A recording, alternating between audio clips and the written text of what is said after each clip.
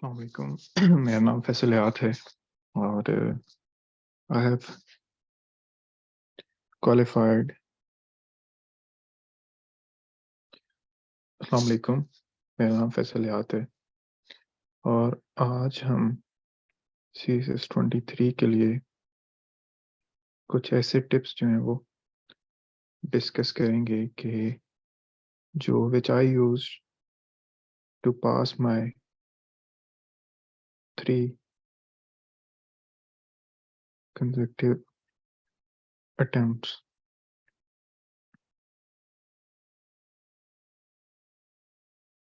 CSS 20 P22 का भी qualify है मेरा। देन उसके बाद अभी PMS भी जो क्वालिफाई। अच्छा, अगर हम ऐसे की बात करते हैं तो ऐसे आपका सबसे ट्रिकी सब्जेक्ट होता है, क्योंकि आपकी पूरी जो CSS की जर्नी है that is dependent on this one particular subject. तो चंद एक चीज़ें हैं जो I would like to share with you कि जिसको आप फॉलो करके आप एक सेफ एंड पे जा सकते हैं। वो मैं आपके सामने लिख देता हूँ। सबसे पहले जब आपके पास एसए का पेपर आएगा तो चॉइस ऑफ टॉपिक जो है वो मैटर करती है। दूसरा,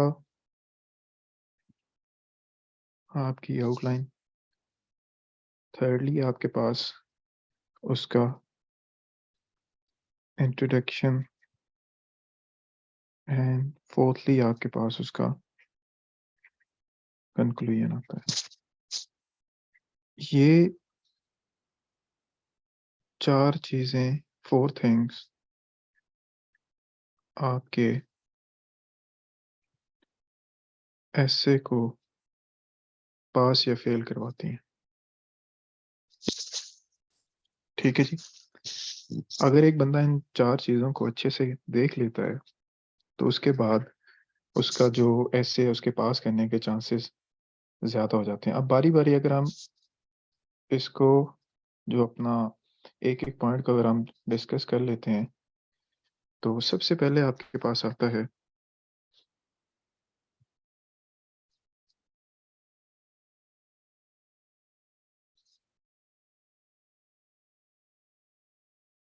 चॉइस ऑफ टॉपिक।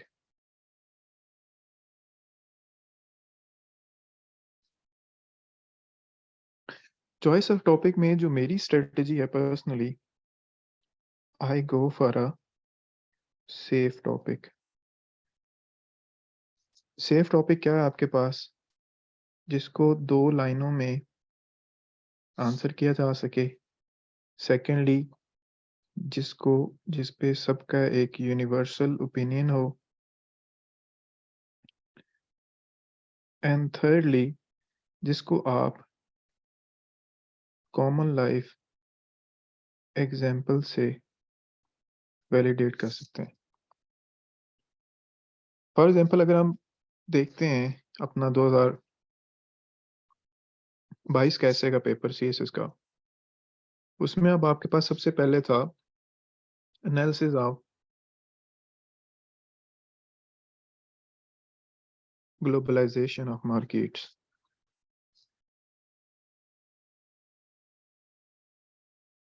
ठीक है। दूसरे नंबर पे आपके पास डिजिटल डेमोक्रेसी था। तीसरे नंबर पे आपके पास ग्लोबल ट्रेड था।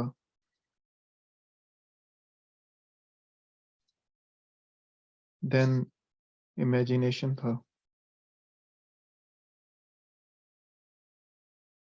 Is is more powerful than knowledge. Then global politics and IR था। देन फेमिनिज्म था।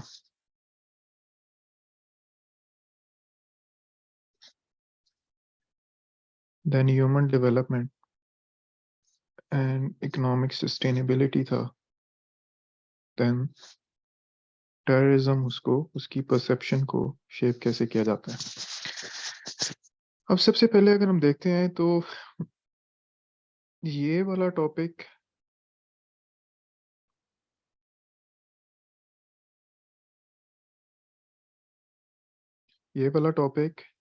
Digital democracy, then imagination is more powerful, feminism, then उसके बाद टेररिज्म।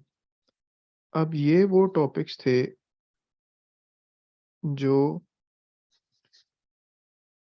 एक सब्जेक्ट ओरिएंटेड भी थे, प्लस क्या थे कि ये सब्जेक्टिव थे कि अब डिजिटल डेमोक्रेसी, अब इसको आप आंसर नहीं कर सकते कि किस तरह मतलब कर रही है। देन ग्लोबलाइजेशन ऑफ मार्केट पे ना इतना आप लोगों के पास नॉलेज होता है, ना आप उसको आंसर कर सकते हैं। दूसरा अब इसमें पॉइंट आता है कि यहाँ पे यूनिवर्सल लाइफ जो है वो यूनिवर्सल ओपिनियन नहीं है, कि यूनिवर्सल ओपिनियन आपका नहीं हो सकता कि अब किसी का ग्लोबलाइजेशन मार्केट पे एक और ओपिनियन होगा, किसी का ग्लोबल ट्रेड पे और होगा, किसी का डिजिटल डेमोक्रेसी पे और होगा, किसी का इमेजिनेशन पे और होगा, फेमिनिज्म पे और होगा, टेररिज्म पे आपका और होगा। ठीक है। सो जब आप इन टॉपिक्स की तरफ जाते हैं तो आपकी और एग्जामिनर की जो अप्रोच है हो सकता है वो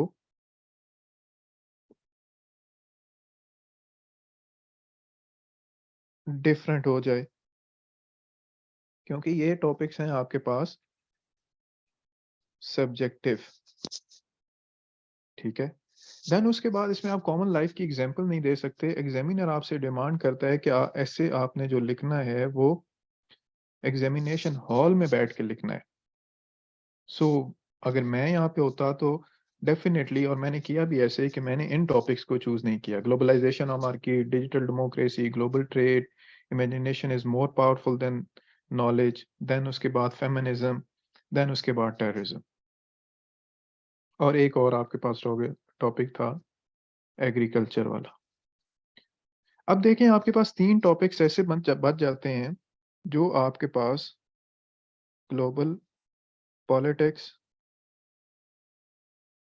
and IR, then human development and economic sustainability, then आपके पास एग्रीकल्चर। अब एग्रीकल्चर वाला अगेन आपके पास जो है वो सब्जेक्ट स्पेसिफिक टॉपिक बन जाता है। ठीक है। और उसके बाद आपके पास ये दो टॉपिक्स रह जाते हैं जो आपके पास थोड़े से, जो मुझे लगता है कि सेफ टॉपिक थे। लेकिन अब यहाँ पे भी आपके पास चॉइस आ जाती है। अब ग्लोबल पॉलिटिक्स एंड आईआर के लिए आपको थोड़ा वास्ट नॉलेज चाहिए, बिकॉज जो आईआर वाले बच्चे हैं वो सारे के सारे ये अटेम्प्ट कर रहे होंगे, उन्होंने उनकी एग्जांपल्स भी अच्छी होंगी। So if you feel like कि ऐसा टॉपिक आ जाता है जिसपे कोई सब्जेक्ट स्पेसिफिक है, आईआर का है, और अगर आपको आईआर में इंटरेस्ट है, आईआर में कमांड है, तो आपने आईआर के जार्गन नहीं यूज करने, but you have to make those things simple and present before the examiner. ठीक है।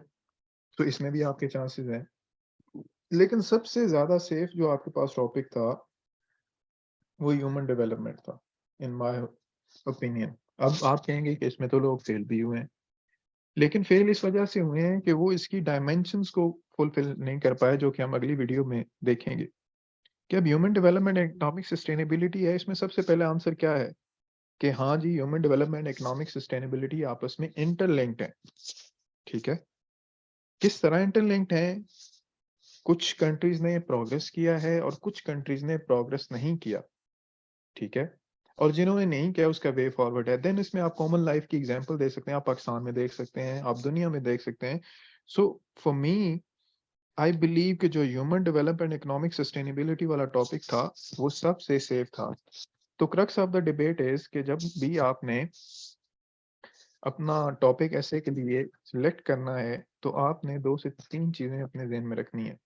पहला, कि क्या वो ऑब्जेक्टिव है उस पे, यानी कि क्या उसको एक वे में ही आंसर किया जा रहा है। ठीक है। क्या उस पे एक यूनिवर्सल ओपिनियन आप देखें, यहाँ पे आपका ह्यूमन डेवलपमेंट पे सबका यूनिवर्सल ओपिनियन है। यहाँ से आप कॉमन लाइफ की एग्ज़ाम्पल भी दे सकते हैं, देन आपको इतनी ज़्यादा स्टडी की ज़रूरत नहीं है। So go for that topic, at least spend 5 to 10 minutes कि जिस पे आपका वो है, जिस पे आपको लगता है कि ये सारे इंग्रीडिएंट्स उसमें हैं। So this was about the choice of topic. Next जो हम इंशाल्लाह उसमें देखेंगे कि आउटलाइन को हमने किस तरह बनाना है। Thank you very much.